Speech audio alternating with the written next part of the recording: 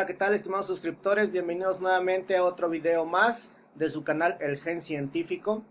En este nuevo video hablaremos sobre los estados de agregación, cómo se puede encontrar en la materia en la naturaleza, y también platicaremos un poco sobre los cambios que puede sufrir esta entre un estado de agregación y otro. Comencemos entonces con la explicación sobre los estados de agregación de la materia. Bien, ¿qué son los estados de agregación? Los estados de agregación simplemente es la forma en que podemos encontrar a la materia en la naturaleza. En la naturaleza existen tres estados de agregación, que son sólido, líquido y gaseoso. Si observas a tu alrededor te darás cuenta que precisamente podemos encontrar a la materia en alguno de esos tres estados, ¿ok? Vas a encontrar sólidos, por ejemplo, una mesa. Vas a encontrar líquidos, un botecito de agua que tengas por ahí. Vas a encontrar estado gaseoso, obviamente. Alrededor de nosotros tenemos una atmósfera, la cual está formada precisamente de una combinación de gases. Los estados de agregación, recordemos, son un tipo de cambio físico.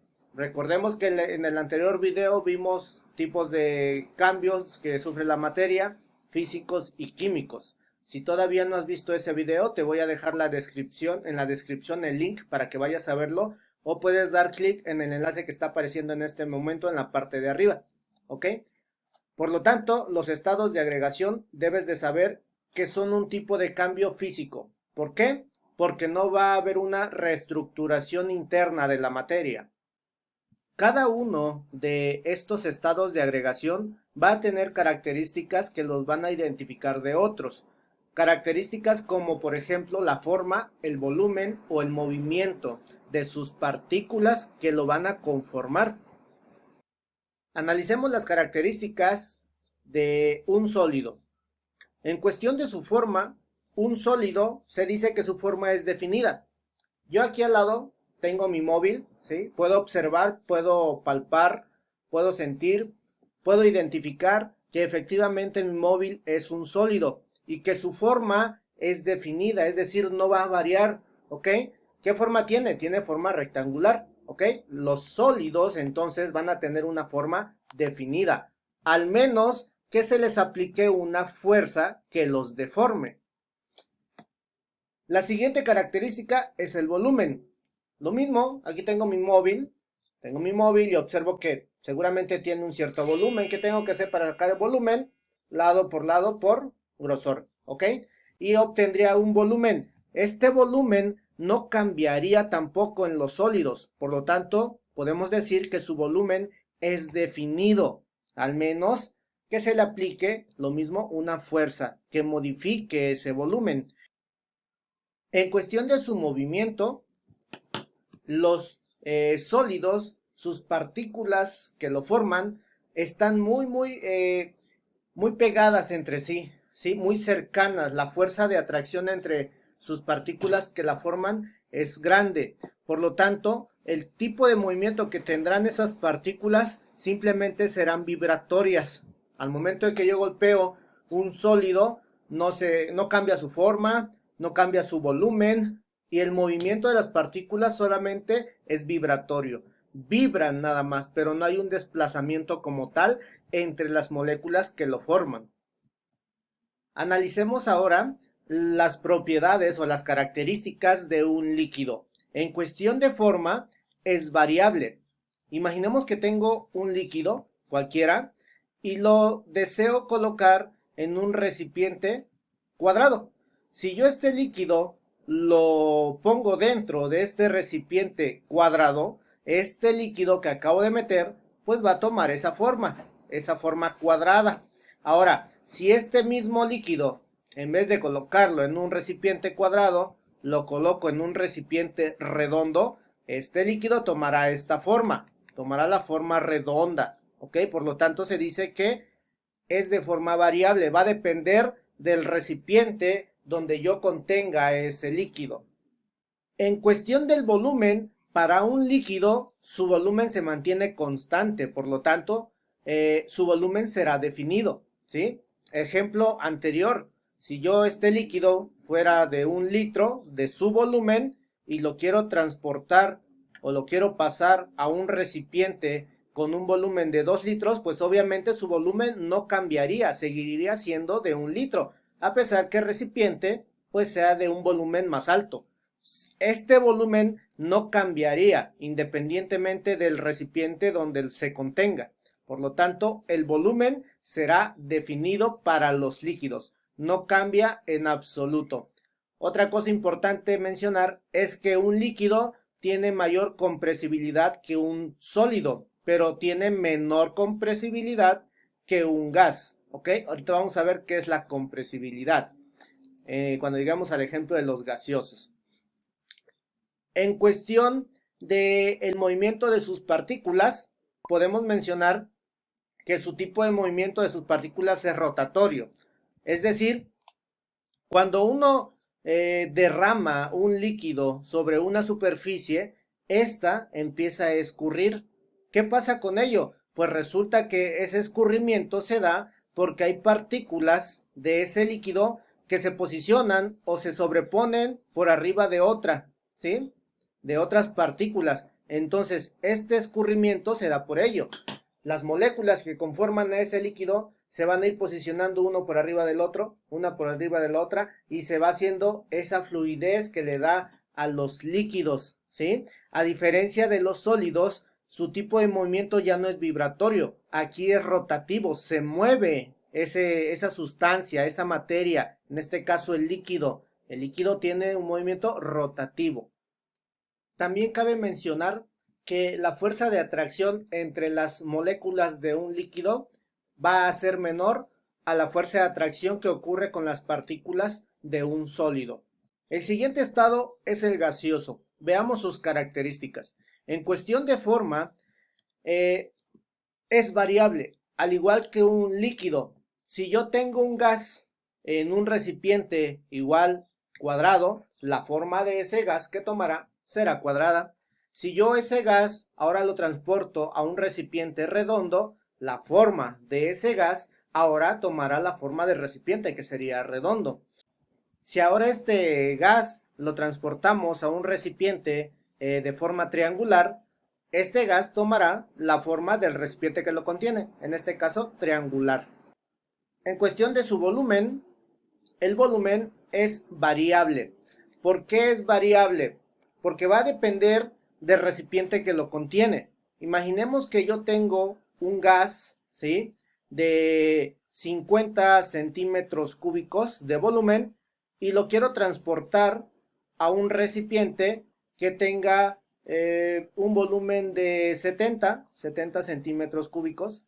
Resulta que este gas que tengo aquí con un volumen de 50 centímetros cúbicos, al transportarlo a un recipiente de mayor volumen, va a tomar ese volumen, va a abarcar todo el volumen de ese recipiente. ¿Por qué? Porque sus partículas, ¿sí?, sus partículas se encuentran libres, se encuentran en movimiento, y al estar confinados en un espacio más grande, pues sus partículas se mueven hacia todos lados y van a abarcar todo el espacio del recipiente que lo contenga. Pero también, al igual como que si lo pasamos a un recipiente mayor, lo puedo pasar a un recipiente de menor volumen. Imaginemos que ahora, si tengo 50, lo quiero pasar a uno de 30 centímetros cúbicos.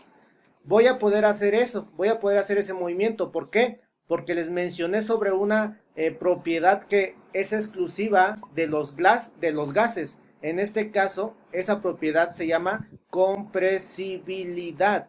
La compresibilidad consiste en la capacidad que tienen los gases en reducir su volumen. Así que esta característica de los gases, que es la compresibilidad, les ayuda a reducir su volumen. Y la expansibilidad, que se define como la capacidad que tiene un gas para abarcar más volumen, para expandirse. Esta característica de expansibilidad le dota a los gases la capacidad de abarcar un recipiente con mayor volumen. Por lo tanto, el volumen va a ser variable y dependerá del recipiente donde esté contenido este gas. Y por último, la característica del movimiento en cuestión de los gases, su movimiento es libre. ¿Por qué? Porque la fuerza de atracción entre las moléculas de un gas es prácticamente nula y por lo tanto las moléculas o las partículas de lo que está hecho ese gas van a tener movimiento libre, movimiento independiente, se van a mover hacia todos lados. Gráficamente podemos observar que un sólido estará conformado por partículas muy estrechamente unidas, ¿sí? Muy cercanas entre sí, a diferencia de un líquido, el cual sus partículas o sus moléculas de lo que esté formado este líquido van a estar más separadas que las de un sólido. Y en el caso del gas, prácticamente sus partículas de la que está conformado van a tener independencia, ¿sí? Van a ser libres en movimiento. Por lo tanto, como podemos observar, van a ocupar todo el volumen del recipiente que los contenga, ¿ok? Ahora analicemos los cambios que ocurren entre un estado de agregación y otro. Como mencionamos al inicio del video, vamos a encontrar la materia en la naturaleza de tres formas, en tres estados de agregación. Esos estados dijimos que son sólidos, líquidos y gaseosos. Esos serán los tres estados en los cuales podemos encontrar la materia. Pero dentro de estos estados, un sólido puede cambiar a líquido, un líquido puede cambiar a gas y viceversa, un gas a líquido y un líquido a sólido. ¿Por qué va a estar determinado este cambio? Este cambio va a estar determinado por acción de la temperatura, principalmente. Analicemos cada uno de estos cambios que ocurren en los estados de agregación. Si un sólido cambia a estado líquido, ese proceso se le denomina fusión, ¿ok? ¿Qué es la fusión? ¿Cómo la definimos entonces? Es el cambio del estado sólido al estado líquido. ¿Por qué va a estar determinado? Estará determinado por un aumento en la temperatura, ¿ok? Tenemos que aumentarle la temperatura a un sólido para que pase a ser líquido. Y un claro ejemplo de esto sería un cubo de hielo. Si yo un cubo de hielo que anteriormente estaba en un congelador, en un refrigerador, ¿sí? Lo saco del congelador, posteriormente su temperatura de ese cubo se va a elevar, ¿sí? Y al momento de que se empiece a elevar su temperatura de ese cubo, empezará a derretirse.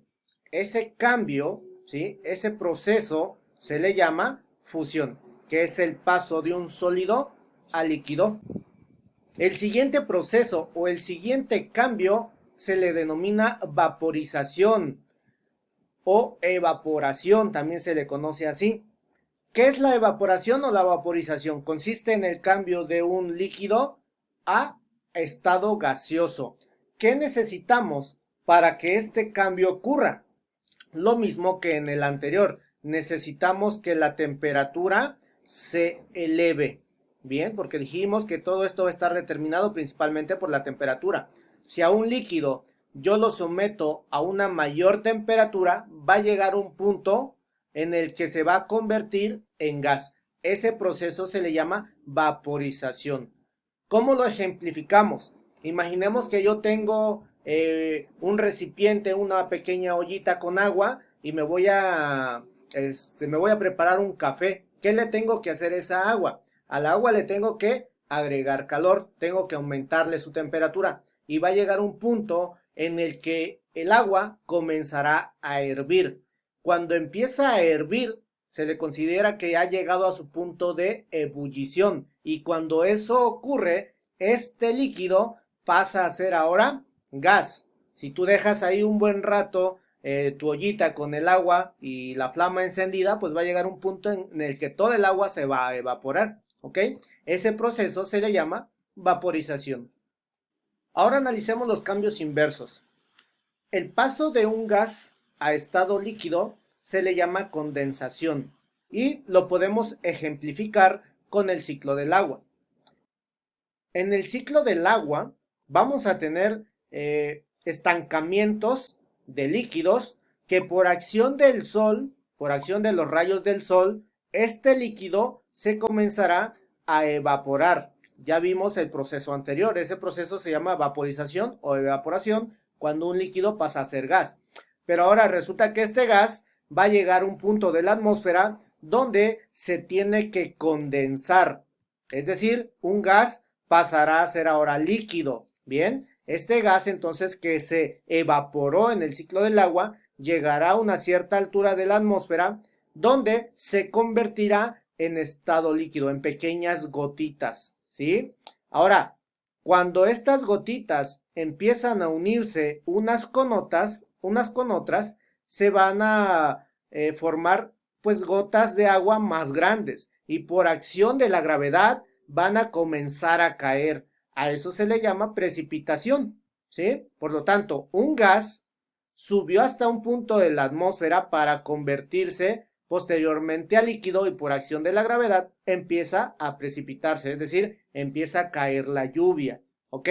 Por lo tanto, el paso de un gas a un líquido se le llama condensación. Ahora, ¿qué pasa con la temperatura? En el paso de sólido a líquido y de líquido a gas se tenía que aumentar la temperatura, pero en los procesos inversos, es decir, de gas a líquido, la temperatura tiene que disminuirse. Para que esto ocurra, para que un gas pase a ser líquido, la temperatura tiene que descender. El siguiente paso será de un líquido a sólido. Ese proceso se le llama solidificación, ¿sí? Un ejemplo de este proceso es cuando queremos hacer un hielo, queremos hacer helados. ¿Qué tengo que hacer primero? Primero, mi líquido, le pongo sabor, le pongo, no sé, el jarabe de vainilla o lo quiero hacer de chocolate, no sé, de X cosa. Y ya tengo mi agua, ya tengo mi líquido ya saborizado. ¿Qué tengo que hacer ahora? Lo meto al congelador. Después de un cierto tiempo, este líquido que metí a mi congelador ya va a estar formado como sólido. ¿Qué tuve que hacer para que un líquido pasara a ser sólido? La temperatura igual, tuve que descenderla para que esto pudiese ocurrir. ¿Ok? Ahora, también puedo hacer un cambio de sólido a gas sin pasar por el líquido. Ese proceso se le llama sublimación. Y también puedo hacer pasar un gas a estado sólido. Ese proceso se le llamará sublimación inversa, sublimación regresiva o también se le conoce como cristalización. Para que ocurra la sublimación, necesito yo aumentar la temperatura. Y para que ocurra la sublimación inversa, es decir, de gas a sólido, la temperatura tiene que disminuirse. Un ejemplo de sublimación sería cuando sacamos un pequeño trozo de hielo del congelador y observamos que empieza a salirle un vaporcito. Ese proceso que podemos observar se le llama sublimación y simplemente es el cambio del agua del estado sólido a estado gaseoso, ¿ok? Y lo inverso, es decir, de gas a sólido, también llamado cristalización, la podemos observar cuando se forma el granizo. Resulta que el vapor de agua que sube hasta una cierta altura de la atmósfera, ¿sí? No va a llegar un punto en el que no pase por el líquido, sino que rápidamente pase a estado sólido, formando granizo o, por ejemplo, formando la escarcha o la nieve, ¿ok? A ese proceso se le llama sublimación regresiva, sublimación inversa o también se le llama cristalización. Hasta aquí con el tema del día de hoy, del estado de agregación de la materia. Espero haya sido de tu agrado y que haya sido también de mucha ayuda para ti. Recuerda suscribirte a nuestro canal dándole clic al botón que aparece en la parte de abajo de este video y activar la campanita para que no te pierdas ninguno de nuestros videos que estaremos subiendo. También no olvides seguirnos en Twitter, en Facebook e Instagram. Sin más que agregar, estimados suscriptores, nos despedimos y nos vemos en el siguiente video.